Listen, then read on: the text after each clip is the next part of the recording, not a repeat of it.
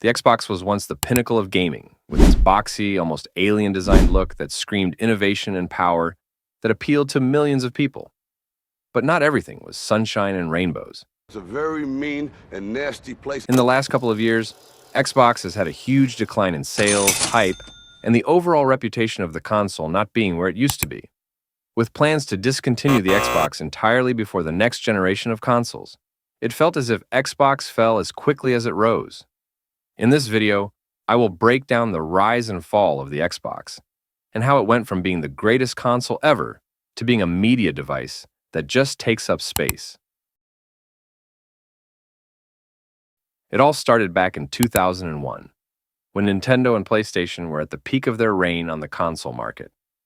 With PlayStation's PS2 becoming the most sold console in history, and with Nintendo gearing up to launch their GameCube, it felt like no one could knock them off.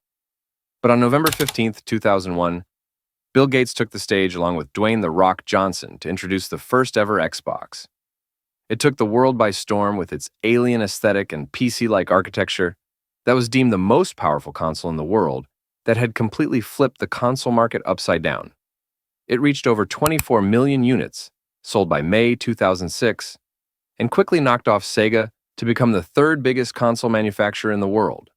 But it wasn't until 2006 that Xbox became the king of the console market. With PlayStation set to release their PS3, fans wondered what Xbox would cook up next. By the end of 2005, Microsoft launched the Xbox 360, which shattered records left and right. Xbox had dethroned both PlayStation and Nintendo to become the biggest console in the world. With its hits like Halo, Call of Duty, and Forza Horizon, it made it one of the most desirable consoles in the world, and it still had its problems, like the console breaking out of nowhere with a red light flashing around the logo to indicate that the console could explode. Microsoft quickly solved this issue, but was still outsold by the PS3. But that didn't matter, as Xbox made it clear that it was for the true gamers. Xbox was unstoppable, well, until the Xbox One. In 2013, alongside PlayStation's next-generation console, came perhaps the biggest fumble in console history, the Xbox One, a console that completely destroyed the reputation of the Xbox. Part of the Xbox One's downfall was its online features, forcing you to stay online to even access your console. Another part of the console's downfall was Kinect, a device with a camera that let you play games by moving your arms and legs, similar to the Nintendo Switch's Joy-Cons. It failed massively and was discontinued entirely by 2017. Xbox released a follow-up to the Xbox One called the Xbox One S that aimed to resolve some of these issues. But people had lost all faith in Xbox, and the company needed to do something major.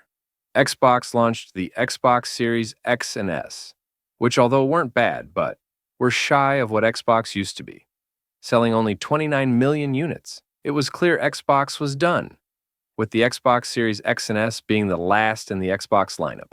With Microsoft planning to discontinue the Xbox entirely by the end of the current generation of consoles. Xbox was once the greatest console in the world and was adored and loved by people.